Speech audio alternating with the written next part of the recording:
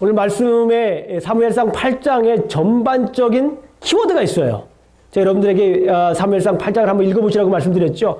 사무엘상 8장의 키워드는 왕입니다. 예, 여러분들 왕하면 무슨 생각이 드세요? 왕하면 예? 힘, 그렇죠. 왕하면 뭐니 해도 힘이 있죠. 예, 딱 그 파워가 있는 게 바로 왕입니다. 또 뭐 무슨 생각이 듭니까? 왕하면 드는 생각이 뭐가 있을까요? 왕하면. 혹시 왕하면 떠오르는 임금이 있습니까? 우리 역사상에서? 역사 좋아하시는 분들 왕들 많이 외우고 계시기도 하고 또 좋아하기도 하고. 예, 의자왕. 역시 백제의 후손입니다. 예, 백제의 후손답게 또 의자왕. 부여 근처에 사셔서 의자왕을 또 이렇게 얘기해 주셨습니다. 예, 왕이라고 하는 것은 그런 의미입니다. 한 나라의 최고 권력자인 국왕을 이렇게 얘기합니다. 예, 사전적인 의미를 보게 되면 한 나라의 최고 권력자가 바로 왕이다 이렇게 얘기를 하고 있습니다. 최고 권력자는 뭡니까? 최고 힘을 가지고 다스리고 있는 사람, 그만큼 책임을 가지고 있는 사람입니다. 그리고 백성들은 그 왕을 뭐 해야 됩니까? 따라야 됩니다. 예, 그 왕입니다. 자, 그러면 여러분들에게 질문 하나 드리겠습니다. 누가 여러분들의 왕입니까? 어떤 분들은 그렇게, 예, 하나님 아버지, 예, 거침없이 나오는 걸 보니까 너무너무 좀 흐뭇합니다. 어떤 분들은 하나님이라고 하기도 하고, 어떤 분들은 하나님을 알기 전에는 혹시 뭐 어떤 사람이 왕이었습니까? 예, 남편이 혹시 왕이었던 분이 계세요? 남편? 예, 살짝 드시는 분 계십니다. 예, 좋습니다. 제발 좀 남편이 왕이 됐으면 좋겠다 하는 생각이 듭니다. 또 혹시 와이프가 왕인 분이 있습니까? 와이프가 왕이, 점점 나이를 들면서 이게 바뀌잖아요. 그리고 예, 그 왕의 권세가 바뀝니다. 어쨌거나 여러분들의 왕이 누구인가 한번 점검해 보시기 바랍니다. 자, 오늘 본문 우리가 사무엘상 8장을 읽어보면 사무엘상 8장에서 얘기하고자 하는 말씀이 있어요. 그 말씀이 뭐냐면 왜 다른 왕을 원하는가? 왜 다른 왕을 원하는가? 우리가 말씀하신 것처럼 너무 잘해요. 우리의 왕은 누굽니까? 하나님. 신약 성경은 우리의 왕은 누구입니까? 예수 그리스도. 예수님은 우리의 왕이십니다. 아멘? 하나님은 우리를 지으신 왕이십니다. 우리를 다스리시는 왕이십니다. 아멘? 왕이십니다. 왕이신데 오늘날도 그렇고 예전도 그렇고 역사를 보게 되면은 우리 사람들은 누구요? 사람들, 예. 우리 사람들은 다른 왕을 구합니다. 특별히 오늘 본문에서는 왜 우리가 다른 왕을 구할까? 오늘 성경에서 말하는 것은 당시 이스라엘 백성들은 왜 다른 왕을 구했을까? 왜 하나님 말고 다른 왕을 구했을까? 이런 것에 대해서 오늘 본문은 얘기하고 있습니다. 답하고 있어요. 다른 왕을 원하는 이유가 무언가라고 하는 것은 질문을 던지고 그 질문에 대해서 오늘 본문은 이렇게 얘기를 하고 있습니다. 그것을 우리가 한번 찾아서, 여행을 찾아서 왜 그러는지 한번 살펴보도록 하겠습니다. 우리가 이미 사사기를 본 분들 많이 계세요. 사사기를 보게 되면은 사사기 맨 마지막 절에 보게 되면 사람들, 거기 왕이 없었으므로 사람들이 자기 소견대로, 그렇죠. 소견에 옳은 대로 행했다. 왕이 없으므로. 그래서 왕이 이제 등장할 것이라고 하는 예고를 하기는 합니다. 그러나 이스라엘 백성들이 왕을 요구하는 이유에 대해서 오늘 우리가 구체적으로 한번 살펴보도록 하겠습니다. 자, 이스라엘 백성들이 왕을 요구한 이유가 있습니다. 1절부터 9절까지 있는 말씀을 보게 되면 그 첫 번째 이유에 대해서 성경은 말씀하고 있습니다. 첫 번째 말씀은 뭐냐면 지도력의 위기였습니다. 무엇의 위기라고요? 지도력의 위기. 여러분들 잘 아시는 것처럼 이제 7장에서 어떤 일들이 일어났어요? 7장을 보면 이스라엘 백성들이 7장에서 뭘 합니까? 진정한 회개를 합니다. 이스라엘 백성들이 7장에서 하나님 앞에 나와서 이전에 보지 못했던, 이전에 경험하지 못했던 회개를 합니다. 내가 하나님 앞에 죄를 지었습니다. 그거는 사사기 때에 이스라엘 백성들이 하나님 앞에 부르짖던 모습과는 전혀 다른 거예요. 사사기에서 보지 못했던, 예전에 보지 못했던 그 부흥의 역사가 사무엘상 7장에 나타납니다. 이스라엘 백성들이 마음을 다하여서 내가 여호와 하나님만 섬기겠습니다. 누구만 섬기겠습니다? 여호와 하나님만 섬기겠습니다. 라고 이스라엘 백성들이 거기에 진정으로 회개하는 모습을 우리가 보았습니다. 이제 사무엘이 이스라엘 백성들을 이제 평온하게 다스리는, 그래서 영적인 부흥이 일어났던 그런 모습들을 보았어요.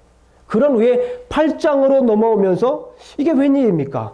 7장에서 일어났던 그런 분위기와는 전혀 다른 분위기가 8장에서는 이제 일어납니다.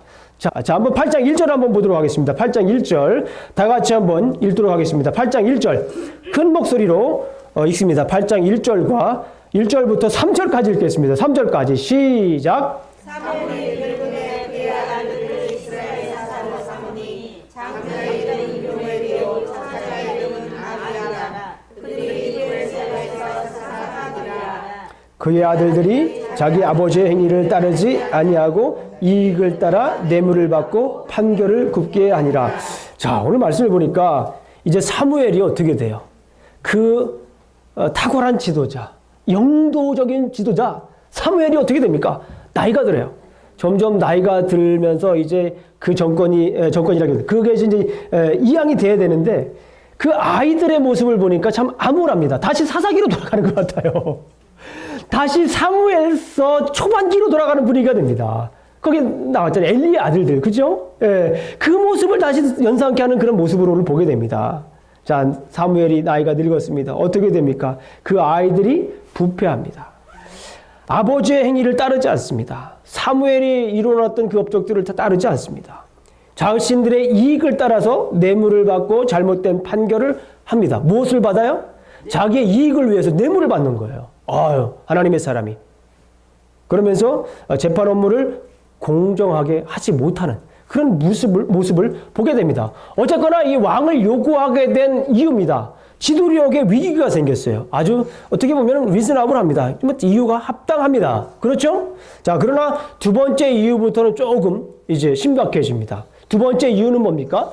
혼란스러운 신앙관입니다. 자, 5절 한번 읽어보겠습니다. 5절. 자, 5절에 있는 말씀을 한번 읽어보도록 하겠습니다. 큰 목소리로 5절을 다 같이 읽습니다. 시작. 그에게 이르되 보소서 당신은 늙고 당신의 아들들은 당신의 행위를 따르지 아니하니 모든 나라와 같이 우리에게 왕을 세워 우리를 다스리게 하소서 한지라. 여기에서 가장 중요한 단어가 뭘 것 같아요? 모든 나라와 같이. 여러분들, 이스라엘 우리가 계속해서 우리가 성경에 있는 역사를 계속해서 우리가 살펴보고 있어요. 이스라엘 백성들은 이스라엘 나라는 무슨 나라입니까? 선민사. 그래. 그 말을 좀 더 우리가 배운 걸로 성경에 있는 말로 하면 제사장의 나라예요. 이스라엘 백성들은요, 제사장의 나라입니다. 잘 아시는 것처럼 여러분들 이따가도 제가 조금 더 말씀을 드리겠지만 하나님께서 천지를 창조하셨어요. 누가 창조하셨다고요? 아이, 목사님 너무 쉬운 말씀을 다 아는 말씀을. 그런데 하나님께서 사람을 또 창조하셨잖아요. 그런데 사람을 왜 창조했을까요? 사람을 왜 창조했죠? 창세기를 보게 되면 이 세상의 근원에 대해서 얘기를 합니다. 그리고 사람의 근원에 대해서 얘기를 합니다. 하나님께서 왜 사람을 창조하셨나요? 창세기서 1장 28절을 보게 되면 여기를 뭐 하라고요? 다스리라고 해요. 다스리라고. 그리고 창세기서 2장 15절의 말씀을 보게 되면 경작하고 또 뭐 하는 겁니까? 지키라. 그런 말씀을 했어요. 그 말씀을 간단하게 요약을 하면 다스리라고 하는 것은 하나님은 이 세상을 만드신 왕이십니다. 아멘? 그러면 우리를 다스리라고 했으면 우리가 왕으로 다스리는 게 아니에요. 우리의 왕은 누굽니까? 하나님입니다. 우리는 왕을 섬기는 사람으로서 다스리는 거예요. 그리고 이 세상을 지키라라고 하는 말씀은 뭡니까? 이 세상을 제사장으로서 이 세상을 지키고 경작하라는 그런 말씀이에요. 자, 이 말씀을 조금 더 구체적으로 설명한 말씀이 출애굽기 19장 5절부터 6절에 있는 말씀입니다. 자, 출애굽기로 넘어갑니다. 출애굽기 19장 5절부터 6절에 있는 말씀입니다. 자, 출애굽기를 찾아봅니다. 너무나 중요한 말씀이에요. 자, 저와 함께 읽는 성경은요, 동그라미를 치세요. 형광펜을 가지고 계신 분들은 형광펜을 그어보세요. 여러분들 굉장히 중요한 말씀입니다. 자, 출애굽기 19장 5절부터 6절까지 있는 말씀을 우리 함께 큰 목소리로 한번 읽어보겠습니다. 자, 성경 찾기가 조금 힘드신 분들이 있을 수도 있어요. 그런 분들은 무슨 말씀인가 잘 귀담아 한번 보세요. 자, 준비되셨나요? 네, 한번 큰 목소리로. 자, 하나님의 말씀입니다. 19장 5절부터 6절까지 있는 말씀을 함께 읽어보도록 하겠습니다. 시작. 세계가 다 내게 속하였나니 너희가 내 말을 잘 듣고 내 언약을 지키면 너희는 모든 민족 중에 내 소유가 되었고 너희가 내게 대하여 제사장 나라가 되며 거룩한 백성이 되리라. 너는 이 말을 이스라엘 자손에게 전할지니라. 예, 우리는 다른 나라와 이스라엘 백성들은 다른 나라와 같지 않아요. 다른 나라와 같지 않습니다. 다른 나라와 같지 않고 어떤 나라입니까? 제사장의 나라입니다. 다른 백성들과 다릅니다. 구별된 백성들입니다. 그거를 무슨 백성이라고 얘기를 해요? 거룩한 백성이라고 말씀을 하고 있지 않습니까? 19장 6절 말씀을 보게 되면 너희가 내게 대하여 제사장 나라가 되며 너희가 거룩한 백성이다. 우리의 정체성이에요, 그게. 우리의 정체성입니다. 우리는 하나님의 거룩한 백성입니다. 다른 나라와 같지 않아요. 그런데 오늘 이스라엘 백성들이 얘기하는 것이 뭡니까? 모든 나라와 같이 되게 해달라는 거예요. 이스라엘 백성들이 지금 정체성에 혼란이 오는 거예요. 다시 말씀을 드리면 신앙관에 혼란이 오고 있는 거예요. 하나님은 이 세상을 천지를 창조하신 다음에 우리에게 권한을 부여하셨어요. 뭡니까? 제사장의 나라를 잘 다스리라. 다른 나라와 같지 않고 제사장의 나라로서 이 나라를 잘 지키라라고 우리에게 그런 위임을 주셨습니다. 이 나라를 그렇게 다스리라고 말씀을 하셨어요. 그러니 너희들은 거룩한 백성이다라는 거예요. 다른 나라와 같이 하는 거룩한 백성이라고 얘기를 했는데 오늘 본문에서 이스라엘 백성들이 그 하나님의 명령을, 하나님이 우리에게 주신 그 권한을, 부여해 주신 그 위임 명령을 거부하고 있는 거예요. 스스로 거부하고 있어요.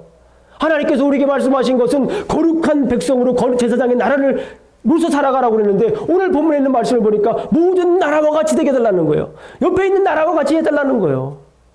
이 혼란스러운 신앙관 때문에 이렇게 왕을 요구하는 모습을 볼 수가 있어요. 왕을 요구한 것은 지도력의 부재도 있을 수 있지만 좀 더 결정적인 이유는 뭐냐면 이 혼란스러운 신앙관 때문에 그래요. 혼란스러운 신앙관. 왜 그럴까요? 옆에 있는 나라가 커 보이는 거예요. 옆에 있는 나라가 우리나라보다 더 힘이 세 보이는 거예요. 옆에 있는 나라가 더 부강해 보이는 거예요. 그러니까 살아가면서, 실질적으로 살아가면서 보이지 않는 하나님보다 눈에 보이는 뭐를 찾는 거예요? 눈에 보이는 왕을 찾고 있는 거예요, 지금 이스라엘 백성들이. 뭐 때문에 그렇습니까? 혼란스러운 신앙관 때문에 그런 거예요. 너희는 거룩한 백성이고 너희는 제사장의 나라로 다스리는 거룩한 백성이라고 하는 이 하나님께서 우리에게 주신 이 위임 명령을 제대로 이행하지 못하고 있는 거예요. 혼란스러운 신앙관. 우리가 살아갈 때도 그런 생활 많이 하지 않습니까? 신앙생활, 우리가 거룩한 백성이라고 하는 것을 잊어버리게 되면 우리는 자꾸 주위의 눈을 어떻게 합니까? 자꾸 주위의 눈을 주는 거예요. 내가 하나님의 거룩한 백성이라고 하는 것을, 내가 사는 이 땅이 제사장의 나라라고 하는 것을 자꾸 잊어버리게 되면은, 혼란스럽게 되면 우리의 눈은 하나님을 바라보는 것이 아니라 누굴 바라보는 거예요? 옆에 사람을 바라보는 거예요. 옆에 사람을 바라보면서 뭐라고 얘기를 해요? 부럽다. 그렇잖아요. 계속 부럽다. 하나님에게 우리에게 주신 그 놀라운, 그 소중한, 그 보배로운 그 명령, 그 위임을 우리는 잊어버리면서, 그러니까 이 왕자가 자꾸 이제 저기 성 밖에 사는 사람들의 모습을 보면서 자꾸 부러워하는 거예요. 그런 모습과 똑같은 모습을 오늘 본문에서 우리가 살펴보고 있습니다. 자, 한번 따라 보세요. 우리가 사는 이곳은 제사장의 나라다. 아멘? 이게 보통 나라가 아니에요. 이게 미국, 우리 주소의 피지컬 애드레스는 미국이죠. 유나이티드 스테이트 어스틴이잖아요. 그러나 이것은 우리가 영적인 의미로 볼 때는 이 땅이 뭡니까? 제사장의 나라예요. 하나님이 통치하시는 제사장의 나라. 이걸 우리가 깨달아야 돼. 이걸 잊어버리니까 자꾸 옆에 곁눈질하고 부럽다. 나는 언제 저렇게 살까? 이렇게 되는 겁니다. 여기가 뭐라고요? 제사장의 나라예요. 그럼 여러분들은 누굽니까? 하나님의 거룩한 백성, 그 중에서 택한 왕자, 공주이지 않습니까? 아멘? 나는 왕자다. 나는 공주다. 옛날에 많이 불렀잖아요. 근데 왜 자꾸 그 노래를 잊어버리냐고요. 따라해보세요. 나는 왕자다. 공주다. 우리 성도님들 지조가 있어요. 이게 성별로도 이렇게 혼란스럽지 않은 아주 정체성을 성 정체성이 아주 확실한 분들이에요. 따라해보세요. 그럼 이번에 여자분들 나는 공주다. 나는 공주다. 이쁘게 하셔야죠. 공주답게 하셔야죠. 자, 이해되실서라 우리 남자분들이 몇 분 안 되시지만 나는 왕자다 씩씩하게 시작. 왕자다. 네, 공주 같은 분들이 몇 분 계세요. 네, 우리가 사는 이 땅은 거룩한 하나님의 제사장의 나라입니다. 그리고 우리는 하나님의 거룩한 백성, 왕자, 공주입니다. 이걸 잊어버리면 안 돼요. 자꾸 이걸 혼란스럽게 생각합니다. 너무나 이런 모습들을 잘 아는 사무엘은 왕이 생겼을 때에 어떠한 일들이 일어날 것에 대해서 그 뒤에 이야기를 합니다. 그래서 결국에는 이것은 왕정제도의 결과이기도 합니다. 그러나 엄밀히 이 본문의 뒤에 나와 있는 말씀을 보게 되면 사무엘의 경고입니다. 8장 10절부터 18절까지 나와 있습니다. 어떤 제도들이 나옵니까? 가장 첫 번째, 군사제도가 나옵니다. 군사제도. 자, 11절부터 12절까지 한번 우리 함께 다시 사무엘상 8장으로 넘어갑니다. 사무엘상 8장으로 넘어가서, 자, 주보는 이렇게 들으셨다가 사무엘상 8장에다 이렇게 껴놓으세요. 네, 계속 봅니다. 사무엘상 8장을 한번 보도록 하겠습니다. 사무엘상 8장 10절부터 12절까지 있는 말씀을 한번 큰 목소리로 한번 합독합니다. 시작! 이르되 너희를 다스릴 왕의 제도는 이러하니라. 그가 너희 아들들을 데다가 그의 병거와 말을 어부하게 하리니 그들이 그 병거 앞에서 달릴 것이며 그가 또 너희의 아들들을 천부장과 50부장을 삼을 것이며 자기 밭을 갈게 하고 자기 추수를 하게 할 것이며 자기 무기와 병거의 장비도 만들게 할 것이며. 자, 이렇게 군사제도를 만들어서 어떻게 합니까? 징병을 합니다. 예. 이렇게 왕제도가 있으면은 왕이 다스려야 할 뭐가 있어야 됩니까? 군사들이 있어야 되는 거예요. 그래서 징병을 이렇게 합니다. 군인으로 뽑습니다. 자기 아들들을 이렇게 뽑습니다.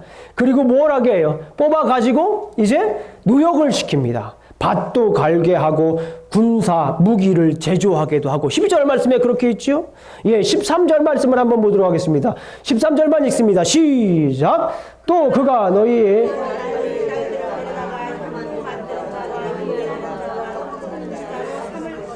예, 뭘 합니까? 아들을 데려다가는 군대로 보내게 해서 거기서 일도 시키고 그러지만은 이제 딸에게는 어떤 일을 합니까? 성경 말씀을 보니까 이제 딸을 데려다가 노예로 삼습니다. 그죠? 향료를 만들게도 하고 요리사도 만들고 이 노예로 만든다라는 거예요. 예, 제 얘기가 아니죠? 네, 성경 말씀입니다. 자, 그리고 15절 보겠습니다. 15절. 자, 15절 큰 목소리로 읽습니다. 시작. 그가 또 너희의 곡식과 포도원 소산의 11조를 거두어 자기의 관리와 신하에게 줄 것이며. 네, 그 뒤에도 뭐 같은 말씀입니다. 세금을 부과하는 거예요. 이제 예전에는 세금이 없었지만 세금을 내게 한다는 거예요. 뭡니까? 군사제도와 노예제도와 조세제도가 생길 것이다 라고 이렇게 얘기를 해요. 자, 그런데 이런 것 때문에 이제 하나님께서 어떻게 하나님의 마음이 담겨져 있는가 한번 보겠습니다. 이런 것 때문에. 자, 이스라엘 백성들이 자꾸 왕을 요구하니까 말씀을 보겠습니다. 18절. 자, 시작. 그날에 너희는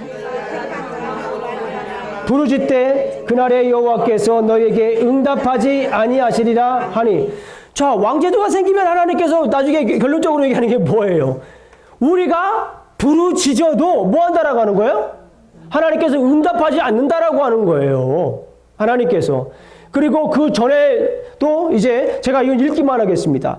8장 7절에 있는 말씀을 보면 하나님께서 어떻게 얘기를 하셨냐면 여호와께서 사무엘에게 이르시되 백성이 내게 한 말을 다 들으라. 이는 그들이 너를 버림이 아니요 누구를 버렸다고 얘기한 거예요? 나를 버렸다고 얘기를 하는 거예요. 나를 버렸다. 나를 버린 거니까, 왕을 요구해서 나를 버린 거니까 하나님께서 이제 아무래도 많이 화가 나신 거죠. 그래서 얼마나 화가 나셨으면 하나님께서 부르짖어도, 우리가 하나님께 부르짖어도 하나님께서 뭐라고 그래요? 응답하시지도 않는다라고 하는 거예요. 여러분들 잘 아시는 것지만 사사기는 암울한 시대예요. 사사기를 색깔로 표현하면 무슨 색깔입니까? 검정 색깔. 사사기를 냄새로 표현하면 시궁창 냄새, 비비린내. 그렇죠? 그때에는 하나님께 부르짖으면 하나님께 뭐 했어요? 하나님께서 어떻게 하셨습니까? 응답하셨어요. 사사기를 보게 되면 여러분 말씀드렸지만 죄를 짓고 부르짖고 회개하면 다시 하나님께서 구원하시고 평안한 이런 사이클이 있다고 말씀드렸잖아요. 그죠? 그때는 그 회개가 진정한 회개였는지는 모르겠어요. 솔직히 말씀을 드리면. 그러나 그때에는 성경을 보게 되면 부르짖기라도 하면 하나님께서 이스라엘 백성들을 계속해서 끊임없이 구원해 주셨어요. 그리고 그들에게 평안을 주셨습니다. 그런데 오늘 본문에 있는 말씀을 보니까 하나님께서 단단히 화가 나신 거예요. 어떻습니까? 이스라엘 백성들이 왕을 요구한 후에 부르짖어도 응답을 하지 않겠다라는 거예요. 그 말은 뭡니까? 니들 왕관에 가서, 니들 인간왕에 가서 부르짖으란 얘기예요. 그렇지 않습니까? 나하고는 상관없어. 라고 하는 말입니다. 오늘 본문에 있는 말씀을 보게 되면은. 자, 그런데, 자, 제가 주중에 여러분, 우리 성도님들에게 텍스트를 보냈어요. 신명기서 17장 14절부터 17절까지도 한번 읽어보시라고요. 거기에 보게 되면 신명기서 하면 또 딱 떠오르는 게 뭡니까? 광야 생활을 마치고 이제 느보산에 걸쳐서 모세가 설교한 몇 편의 설교다? 3편의 설교가 바로 신명기입니다. 그 중에 이제 다시 신세대 이스라엘 백성들을 말씀으로 정비해서 이제 가나안으로 들어가기는 그 작업들을 하는데 거기에서 하나님께서 미리 그때에 17장을 보게 되면 왕의 제도에 대해서 이미 그때 말씀을 하고 있어요. 17장 14절부터 17절을 보게 되면 왕 제도에 대해서 얘기를 했어요. 그러니까 하나님께서 인간들에게 왕을 주지 않으려고 한 건 아니고요. 인간들에게 왕을 주려고는 했던 겁니다. 거기 있는 말씀을 보니까 왕은 하나님의 뜻을 따라야 됩니다. 왕은 이스라엘 사람이어야 됩니다. 왕은 언약을 준수해야 되는 사람입니다. 왕은 하나님과 백성 앞에서 온전한 삶을 사는 사람입니다. 사는 사람이어야 됩니다라고 얘기를 하고 있어요. 거기에 보면 분명히 왕 제도에 대해서 이미 하나님께서 신명기에 이전에 얘기를 하고 있었던 것을 보게 되면 왕을 안 주시려고 했던 건 아닙니다. 그러나 오늘 이렇게 얘기한 것은 무엇입니까? 지금은 때가 아니다. 그렇죠. 지금은 내가 너희들에게 왕을 줄 때가 아니라는 거예요. 지금은 내가 너희들에게 왕을 줄 상황이 아니라는 거예요. 너희들이 왕정 제도가 있으면 그거를 온전히 감당할 수 있는 그런 상황이 아니다라는 것을 얘기를 해주고 있는 것을 볼 수가 있어요. 그 다음에 있는 이야기를 보게 되면 좀 더 우리가 확실하게 알 수 있습니다. 자, 오늘 본문을 가만히 이렇게 이제 연구를 해보니까 사무엘의 경고를 중심으로 좌우에 왕을 요구한 이유들이 나왔습니다. 그래서 두 번째 이유가 됩니다. 19절부터 22절까지 있는 말씀을 보겠습니다. 자, 먼저 보겠습니다. 19절을 한번 읽어보도록 하겠습니다. 19절 보겠습니다. 시작.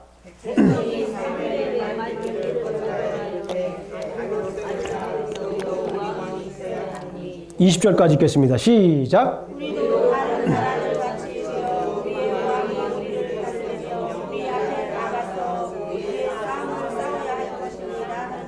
아멘. 여기에 말씀을 보니까 이스라엘 백성들이 사무엘이 경고를 했을 때 그 경고한 걸 들어야 안 들어요?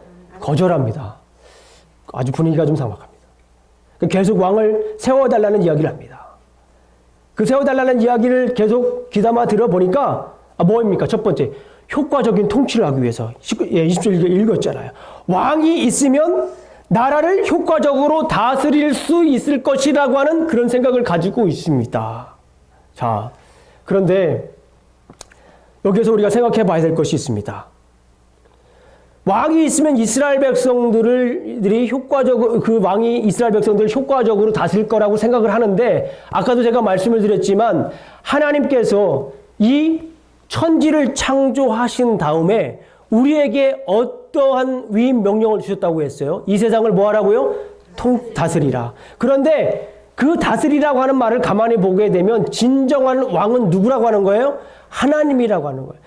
제가 신구약 성경을 이렇게 딱 읽고서 가만히 묵상을 해보면 신구약 성경의 큰 흐름은 바로 이겁니다.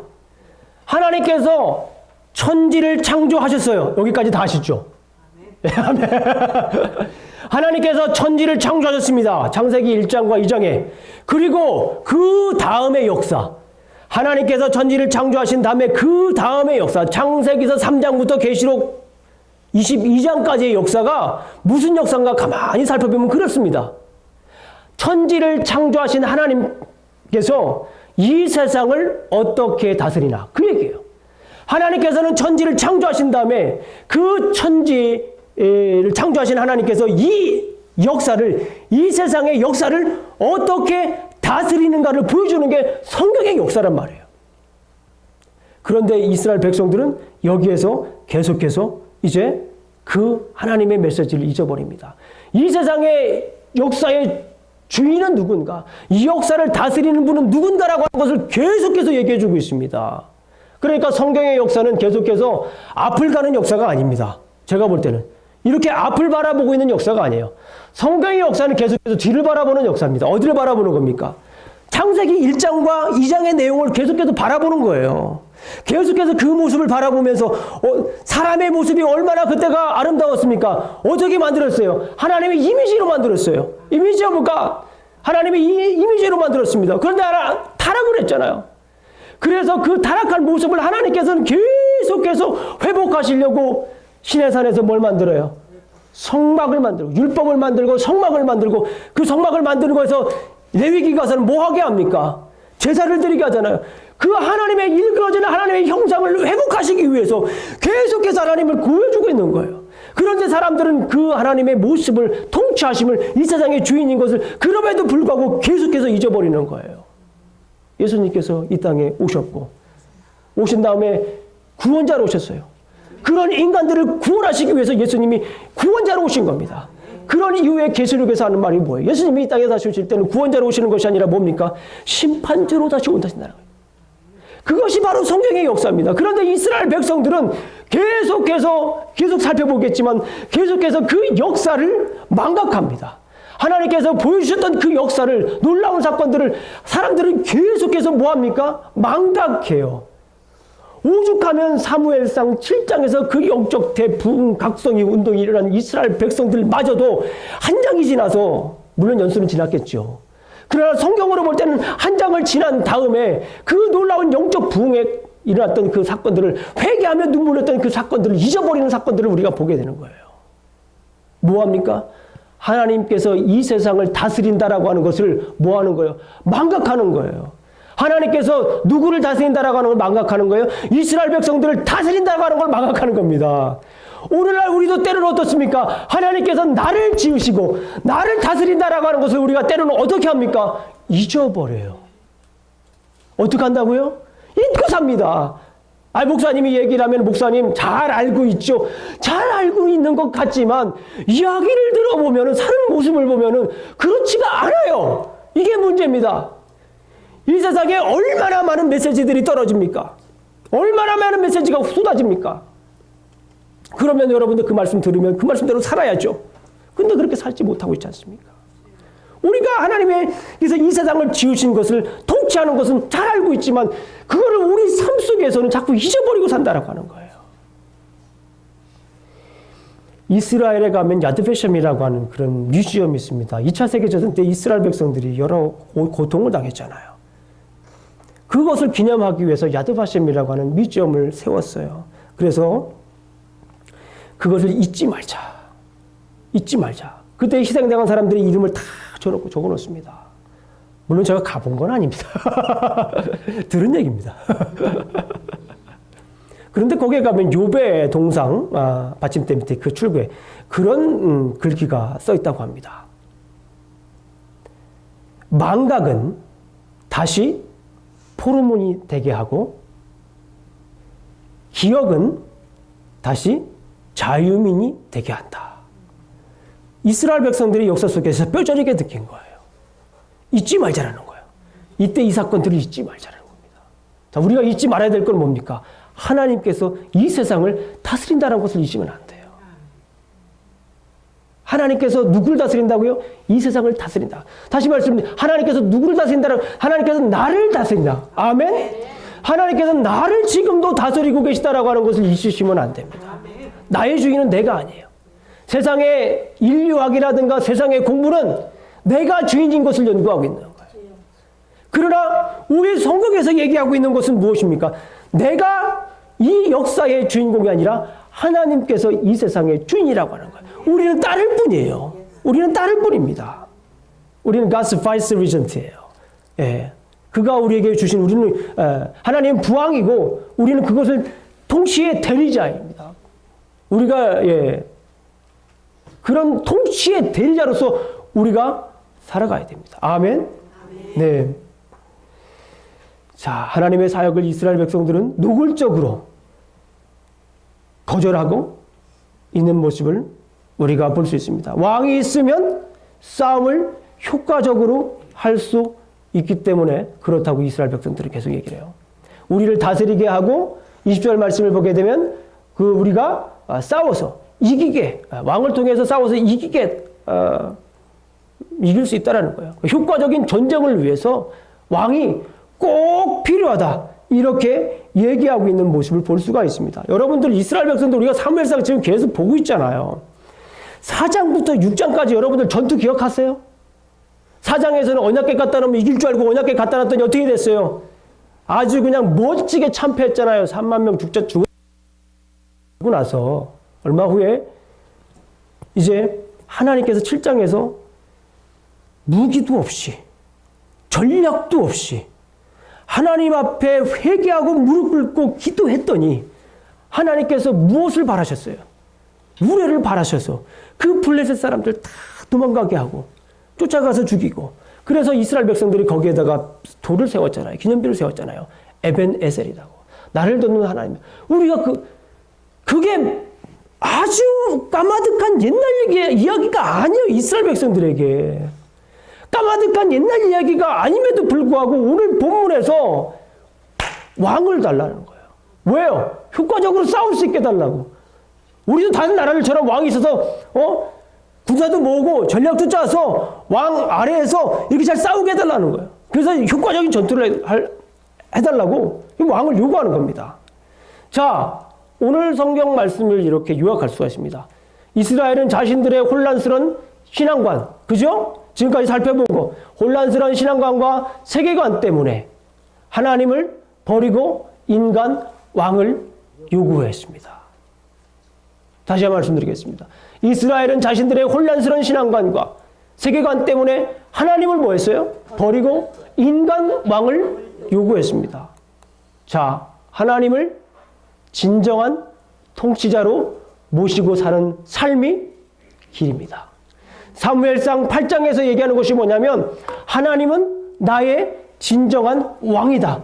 내가 이 세상을 살아가면서 어떠한 일을 내가 하든지 어떠한 처지에 있든지 간에 누가 나의 왕이다? 누가 나를 다스린다? 하나님. 하나님이 나를 다스린다는 걸 깨달아야 됩니다. 혹시 이곳에 돈이 나를 다스린다고 생각을 해서 평생 돈을 쫓다가 하나님을 만나신 분 계세요? 혹시? 내가 예전에는 명예가 나를 다스린다고 생각해서 명예를 평생 쫓다가 보니까 그게 아니다, 이렇게 깨달으신 분 계세요? 자, 그렇게 넘어지고 쓰러지지 않아도 됩니다. 지금부터 천천히.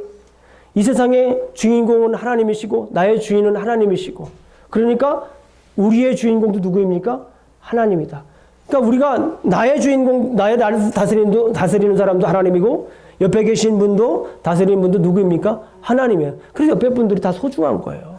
그래서 다 소중한 겁니다. 그래서 우리가 생각도 다르고 출생도 다르고 여러 배경도 다르지만 그래도 우리가 하나가 될 수 있고 우리가 될 수 있는 바로 이유가 거기에 있습니다. 자, 이 말씀을 보면서 저는 어떤 메시지를 여러분들에게 좀 더 구체적으로 말씀을 증거할까 고민하고 또 하나님께 기도하고 매달렸습니다. 그런데 우리 삶 속에서 구체적으로 어떻게 해야 될 건가라고 해서 하나님께서 그렇게 말씀하시지 않고 자꾸 제 머릿속에 다니엘서를 계속 생각나게 하셨어요. 어디서요? 다니엘서를 생각나게 하셨습니다. 이 말씀을 하고 여러분들 마치도록 하겠습니다. 이 말씀을 우리가 또 어떻게 살아갈지에 대해서 주시는 말씀입니다. 여러분들 잘 아시는 것처럼 다니엘은 오늘 이스라엘 사람들과 아주 판이하게 다릅니다. 다니엘의 이름의 뜻이 뭡니까? 하나님은 나의 심판이다. 여러분들 앞에 계속 저하고 공부하고 있지만 말씀을 나누고 있지만 이스라엘 백성들의 이름들, 성경에 나오는 이름들은 매우 중요해요. 네, 그 이름이 그 삶의 본질과 성질과 신앙을 보여주기 때문에 그렇습니다. 하나님은 나의 심판이다 라고 얘기를 합니다. 여러분들 잘 아시는 것처럼 다니엘은 포로로 끌려갔어요. 그죠? 1차 포로 때 포로로 끌려갔습니다. 2차 포로는 에스겔이 끌려갔지만요.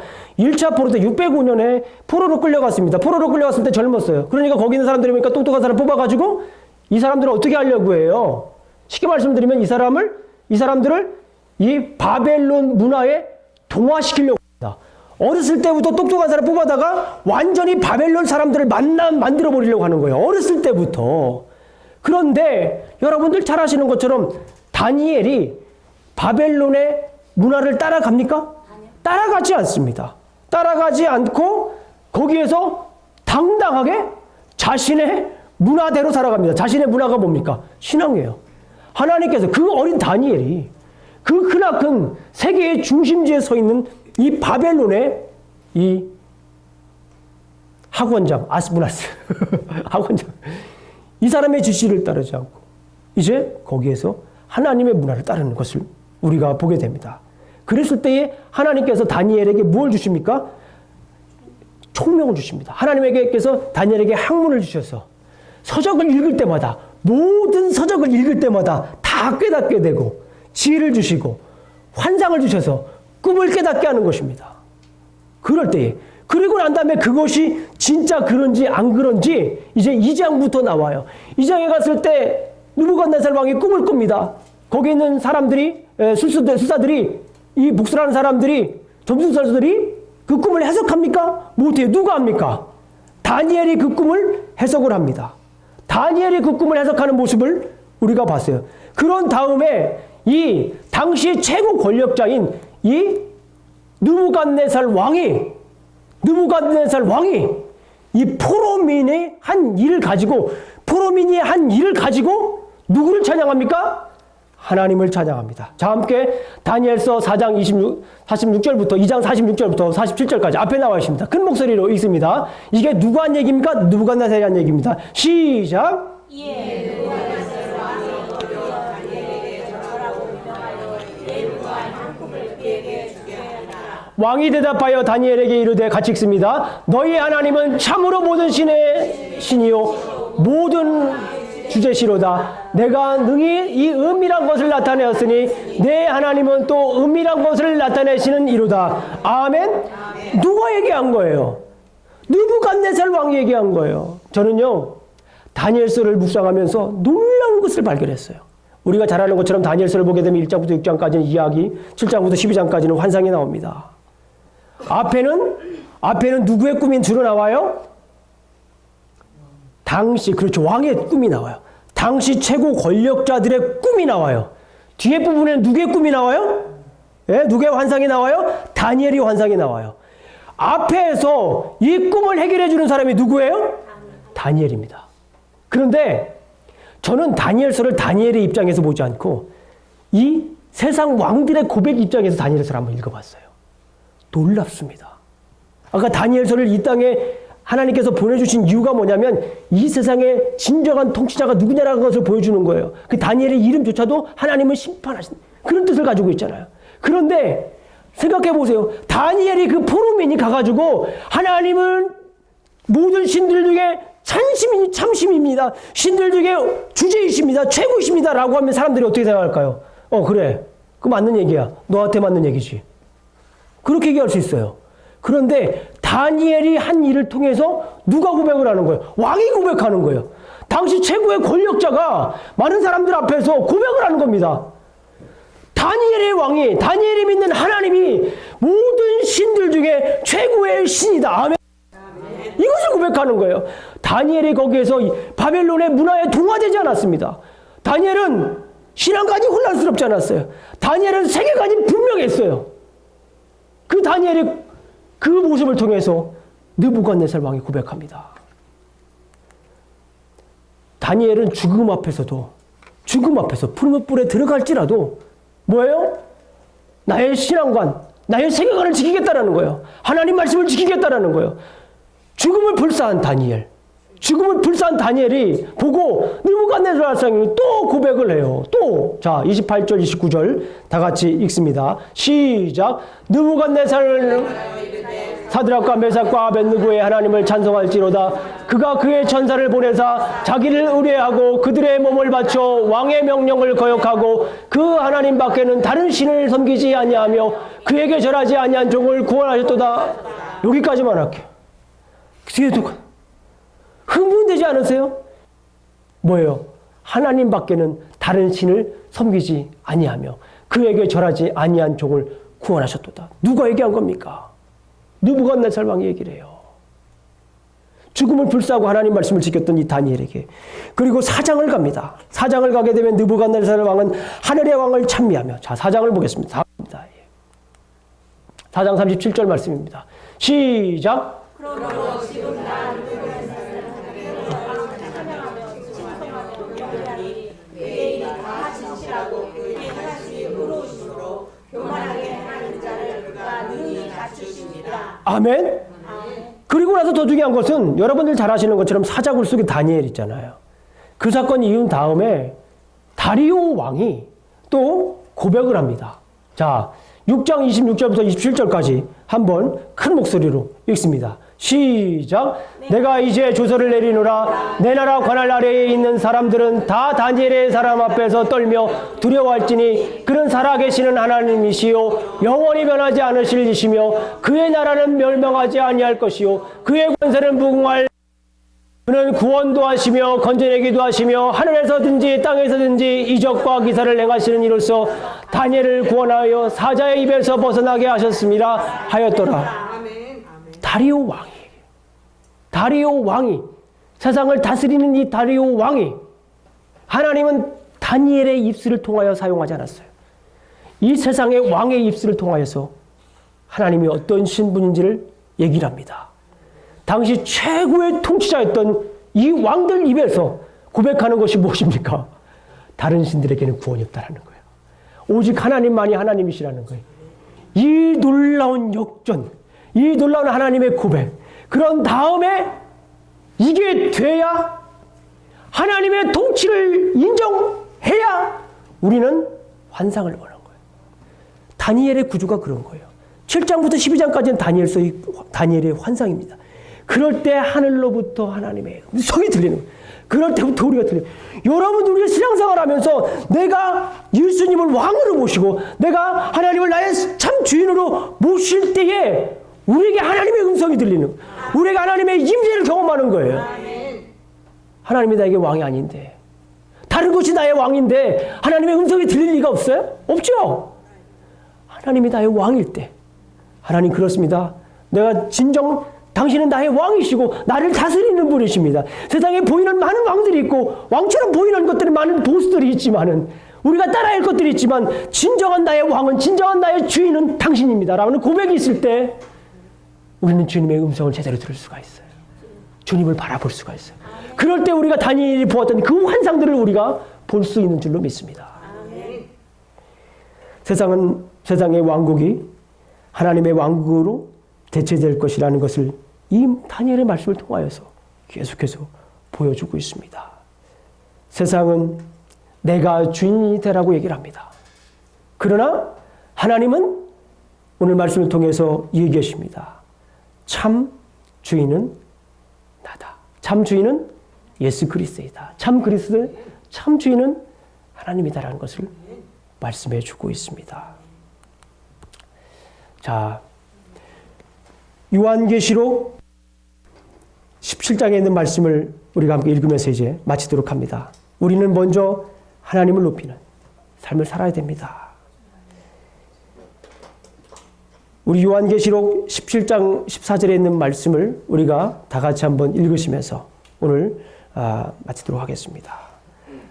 다 같이 읽습니다. 시작. 그들이 어린 양과 더불어 싸우려니와 어린 양은 만주해 주시오 만왕의 왕이심으로 그들을 이기실 터이요 또 그와 함께 있는 자들 곧 부르심 받고 택하심을 받은 진실한 자들도 이기리라. 아멘.